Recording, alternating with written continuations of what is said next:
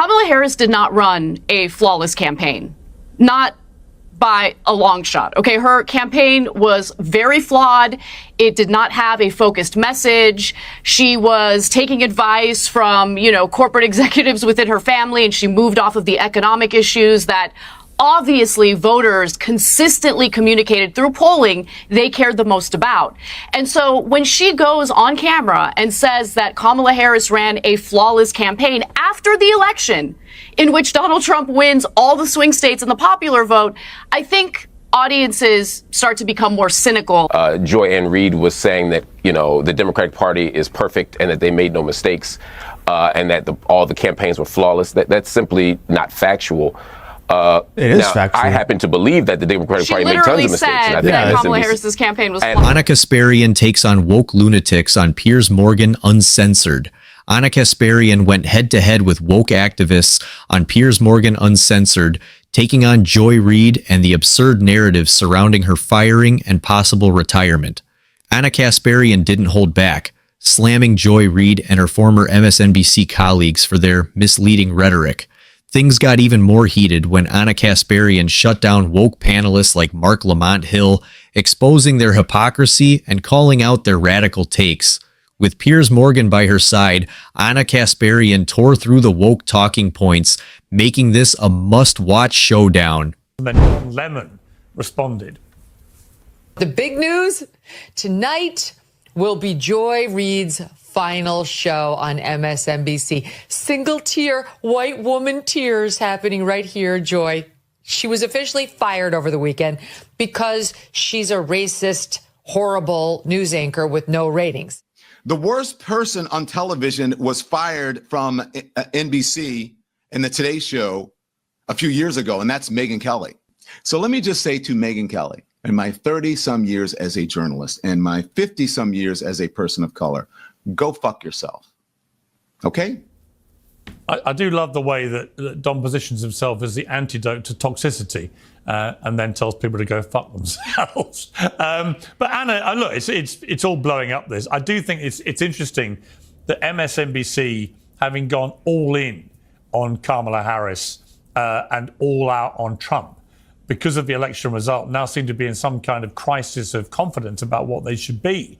What do you think of it? Well, I actually think that, the obsession over the conversation on race and race baiting kind of misses the mark on what I think MSNBC is really vulnerable on, and that's the issue of trust and credibility among audience members or anyone who might be considering MSNBC as a news source. So, for instance, Kamala Harris did not run a flawless campaign, not by a long shot. Okay, her campaign was very flawed. It did not have a focused message. She was taking advice from, corporate executives within her family, and she moved off of the economic issues that obviously voters consistently communicated through polling they cared the most about. And so when she goes on camera and says that Kamala Harris ran a flawless campaign after the election in which Donald Trump wins all the swing states in the popular vote, I think audiences start to become more cynical about where they're getting their information. And so a lot of lies were kind of debunked in the aftermath of the election. And when I say lies, I'm specifically referring to how fantastic the Democratic Party is, how they really have a vision for the future, how flawless Kamala Harris is. Even though the aggregate of polls showed that she was trailing Donald Trump, we kept hearing all of these rosy news reports about how she was doing fantastic.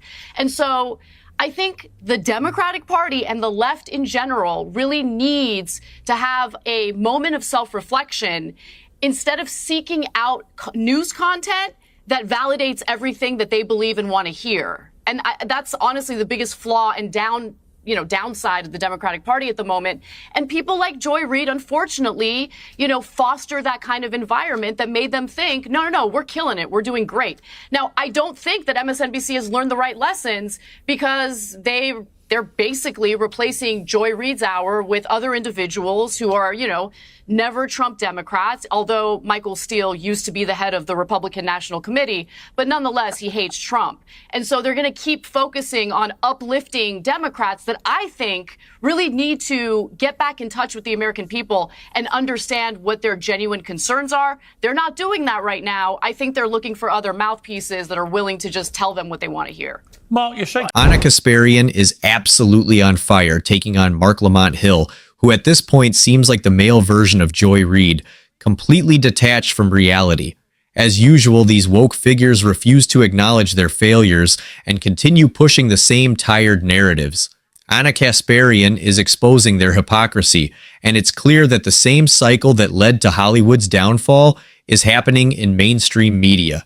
Just like Hollywood blamed poor box office results on sexism or racism instead of bad storytelling, Joy Reid, Rachel Maddow, and other media elites use identity politics as a shield. When ratings drop, they cry discrimination rather than admitting their messaging is failing. The reality is, people aren't even outraged anymore. They just don't care. Apathy is worse than hatred, and that's exactly where mainstream media is heading. Kasparian's fiery takedown of Lamont Hill and the woke establishment proves that people are waking up to the lies. Let's see how he tries to respond, though don't expect much substance. Why?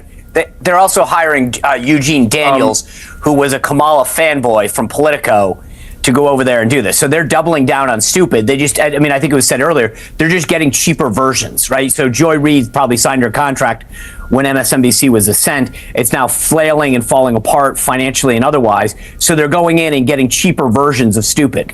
Yeah, and it's interesting to watch CNN where Scott Jennings appears